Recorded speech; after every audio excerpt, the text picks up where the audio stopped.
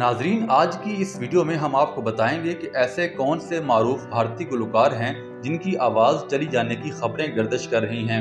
68 साला मारूफ मौसीकार इन दिनों सेहत के मसाइल से दो चार हैं। रवां साल कोरोना का शिकार हो गए थे और अब वो व्हील चेयर पर हैं। पप्पी लहरी ने चलने फिरने में आसानी के लिए मुंबई में अपने घर में लिफ्ट भी लगवा ली है।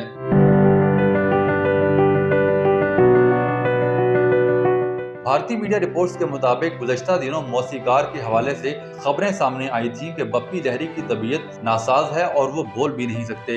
इन खबरों के बाद उनके मदाहों में सेहत के हवाले से तशवीश फैल गई थी। ताहम अब खुद मारूफ मौसीकार को इन अफवाहों पर वजाहत देना पड़ी।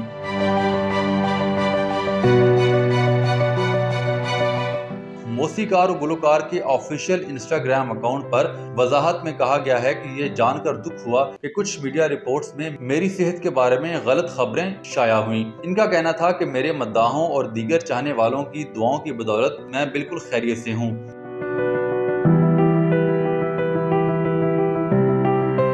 दूसरी जानिब भारतीय मीडिया रिपोर्ट्स के मुताबिक पप्पी लहरी के बेटे का कहना है कि कोरोना से मुतासिर होने के बाद वालिद के फेफड़े मुतासिर हुए थे और डॉक्टरों ने इन्हें बात ना करने का मशवरा दिया था। इनका कहना था कि इस दौरान वालिद ने मिलने जुलने वाले अफराद से बात नहीं की, जिस पर समझा गया कि उनकी आवाज़ चली गई है। ताहम अब वो मुकम्मल सेहतमंद हैं।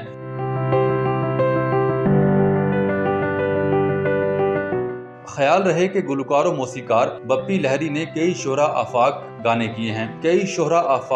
किए हैं और कई फिल्मों के गानों की मौसीकी भी तरतीब दी है।